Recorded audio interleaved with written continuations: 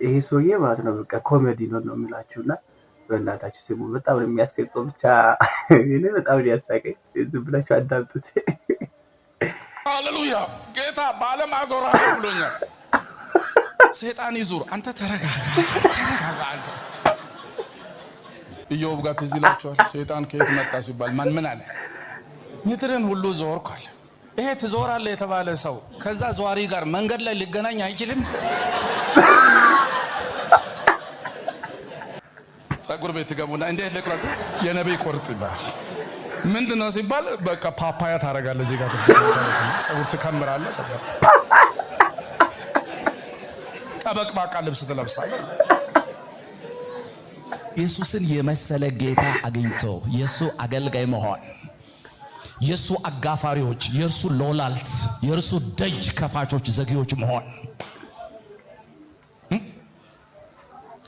እናንተ ሸክማችሁ የከበደ ሁሉ ኑ ካለ በኋላ ዘና ብሎ ውጡ አይልም። ቀንበሬን እንዴ ያኛውን ጸብሮ ሌላ ያስቀምጣል። ተረጋጉ። ቀንበሬ ቀሊልና ምንድነው? ለዘብ ነው። ለነፍሳችሁ እረፍት። አሁን በሬ ለምሳሌ አሁን ቀንበር ሳይኖር ይታረሳል? እኔ አንገት ያስገባም። ኢየሱስ ጌታ ነው። ሃሌሉያ!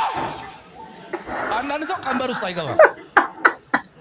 ፈር ተይዞ ለማረስ ለእግዚአብሔር ቤት ጥቅም ለመዋል አንገትሽን ቀስ አርገሽ ቀንበር ውስጥ ማስገባት። እኔ የንጉሥ ልጅ ነኝ። ሃሌሉያ! ጌታ ባለም አዞራለሁ ብሎኛል። ሰይጣን ይዞ አንተ ተረጋጋ። መዞር ብርቅ ነው። ኧረ ብርቅ አይደለም። ምን ያዞራል? መቼም ቀንበር ውስጥ አንገትህን አስገባ። ከዛ በኋላ ምን አሁን ለምን ፖሊስ ልብስ ለመልበስ ከነጫማው ለመልበስ ስንት ደቂቃ ይፈጃል? 10 ደቂቃ ይወስዳል? አይወስድ። ፖሊስ መሆንስ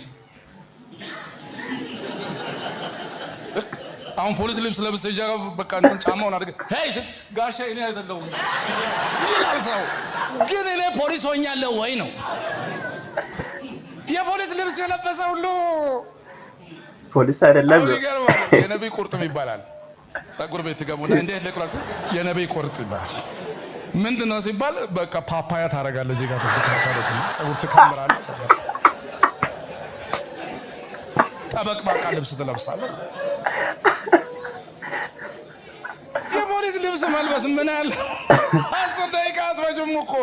ፖሊስ መሆን ግን በ10 ቀን ይሆናል አይሆንም።